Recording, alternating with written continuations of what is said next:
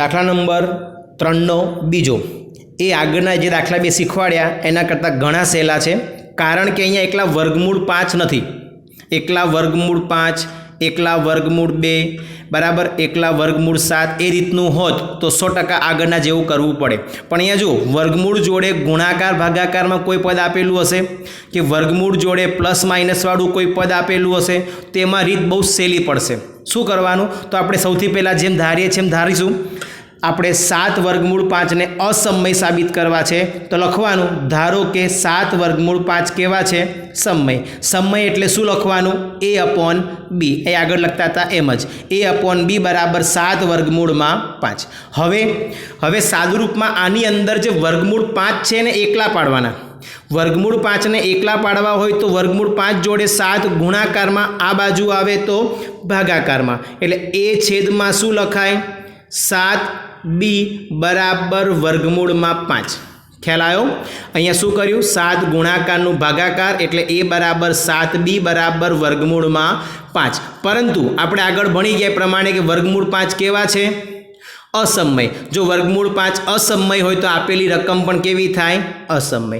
આ માત્ર 2 સ્ટેપમાં દાખલો પૂરો. આવો દાખલો પણ પૂછાય તો ખૂબ જ સરળ પડે. બાજુમાં મેં હોમવર્કમાં 3 દાખલા લખેલા છે. પહેલો 7 વર્ગમૂળ 5ની જગ્યાએ 3 વર્ગમૂળ 2 છે, એટલે સેમ આ રીતે કરવાનું. પણ જે બીજો દાખલો છે એમાં વર્ગમૂળ 12 છે, તો વર્ગમૂળ 12માં તમારે પહેલાં સાદુરૂપ આપવું પડશે. વર્ગમૂળ 12માં સાદુરૂપ શું પડે? 12ના ભાગ પાડવાના. 12ના ભાગ શું પડે? 4 તરી 12. આમ તો 6 દુ 12 પણ થાય, પણ ભાગ એવા પાડવાના કે જેનું વર્ગમૂળ મળતું હોય. જેમ કે અહીંયા 4 તરી 12, 4નું વર્ગમૂળ 2, 3નું ના મળે એટલે વર્ગમૂળમાં 3, 2 વર્ગમૂળ 3. આના જેવી રકમ થઈ ગઈ. અને હવે આની જેમ સાદુરૂપ આપવાનું. પહેલાં આ રીતે સાદુરૂપ લખી દેવાનું અને પછી આ પ્રમાણે જ ગણતરી કરવાની. એ રીતે આમાં થશે. વર્ગમૂળમાં 20 એટલે 4 પંચા 20, 4નું વર્ગમૂળ 2, વર્ગમૂળમાં 5 એટલે 2 વર્ગમૂળ 5. પછી આ પ્રમાણે જ ગણતરી કરવાની. ક્લિયર? એટલે આ બાકીના 3 દાખલા હોમવર્કમાં ગણવાના છે.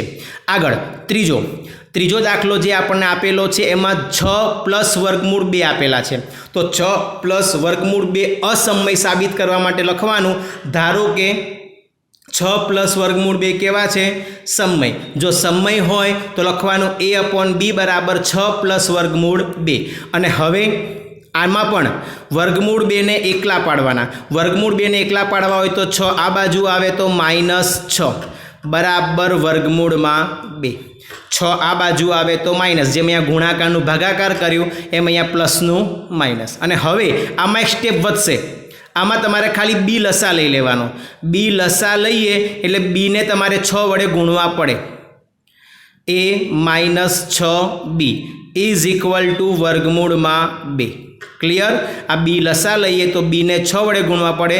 બી એને 6 વડે ગુણતા 6b એટલે a - 6b છેદમાં b બરાબર વર્ગમૂળ 2.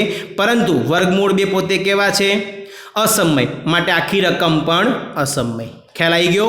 2 સ્ટેપ કરવાના. +6 આ બાજુ આવે તો માઇનસ, બી લસા લેવાનો અને પછી લખવાનું વર્ગમૂળ 2 અસમય, માટે આપેલી રકમ પણ અસમય. એના જેવા 3 દાખલા મેં હોમવર્કમાં આપ્યા છે. આ જ પ્રમાણે સાદુરૂપ એમાં આપવાનું થશે. આગળ દાખલા નંબર 2. દાખલા નંબર 2માં આપણને બંને પદ આપ્યા છે. વર્ગમૂળ 5 જોડે ગુણાકાર પણ છે અને પ્લસવાળું. એટલે બંને મેથડ એક જ દાખલામાં કરવાની. સૌથી પહેલાં શું કરીએ? તો સૌથી પહેલાં લખવાનું, ધારો કે 3 + 2 વર્ગમૂળ 5 કેવા છે? અસમય. તો અસમયની જગ્યાએ આપણે લખવાનું, ધારો કે 3 + 2 વર્ગમૂળ 5 સમય છે. આપણે અસમય સાબિત કરવા માટે લખવાનું શું છે? સમય. તો a/b બરાબર 3 + 2 વર્ગમૂળ 5. આખી રકમને a/b આપી દેવાનું. હવે સાદુરૂપ ઉપર આપ્યું એ રીતે પહેલાં +3 આ બાજુ આવે તો માઇનસ, a/b -3 બરાબર 2 વર્ગમૂળમાં 5. હવે -3 છે અને આગળ છેદમાં 2 છે તો બી લસા લેવાનો ઉપરની જેમ જ. અહીંયા બી લસા લઈએ તો a - 3b is equal to 2 વર્ગમૂળમાં 5 થઈ ગયું. અને હવે બી લસા લીધા પછી a - 3b છેદમાં b મળ્યા. અને હવે વર્ગમૂળ 5 જોડે 2 ગુણાકારમાં, સામે જાય તો ભાગાકારમાં, એટલે a - 3b છેદમાં 2b બરાબર વર્ગમૂળ 5 ખબર પડી ગઈ. 2 ગુણાકારનું ભાગાકાર a-3b છેદમાં 2b બરાબર વર્ગમૂળ 5. પરંતુ વર્ગમૂળ 5 પોતે કેવા છે? અસમય, માટે આપેલી રકમ પણ અસમય. ખ્યાલ આવી ગયો? પ્લસનું માઇનસ કર્યું, ગુણાકારનું ભાગાકાર કર્યું, માઇનસવાળા પદમાં આપણે લસા લઈને સાદુરૂપ આપવાનું. બાજુમાં બીજા 2 દાખલા હોમવર્કમાં આપેલા છે, એ તમારે ગણવાના થશે. અહીંયા સ્વાધ્યાય આપણું 1.3 પૂરું.